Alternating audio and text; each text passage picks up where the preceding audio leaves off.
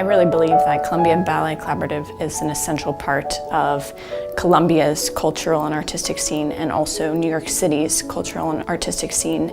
Back in the day, it was a group of people who were sort of coming from professional ballet careers. They came up with this idea and they set the bar fairly high, because their idea was like, we want to dance at full level. And then you're at Columbia, which is one of the most demanding universities in the country, so you're going to do the university thing at full level too. Both of which together shouldn't be possible, but it is possible, and I feel like every generation since is sort of stepping into those footsteps and then finds out that this is really difficult and really possible. There's a lot that CBC can give to the campus community, especially when it comes to producing events that bring a lot of people together. I know that myself and all of the other alumni, especially those of us that are dancing, but I'm sure all of the others that are just going to come and watch the show, are so thrilled that it's the 10-year anniversary and we're going to be able to celebrate that with you and the growing community of student dancers.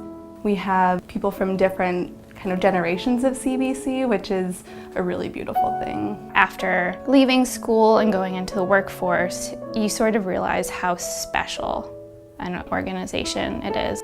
The balance between professional dancers, non-professional dancers has just blended so seamlessly, and I've seen the improvements since I first started. It started out as a great thing and has just improved so much.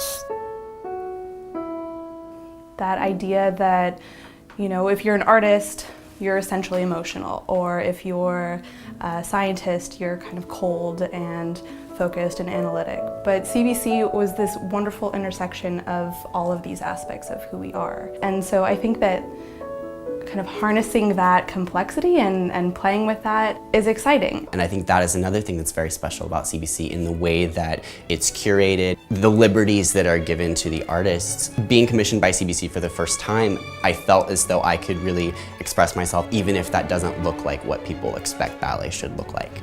CBC really shows that there's so much young talent in the choreographers that they attract. That's a really important part of CBC's model, is they have these students who are so dedicated to producing new work for the love of dance and for the love of ballet, and because they want to make sure that new ballet keeps happening in New York. And so I think that's where CBC is really pushing things forward, giving people the initiative and the liberty to just do their thing and see what happens and make things exciting, you know? Why shouldn't it be exciting?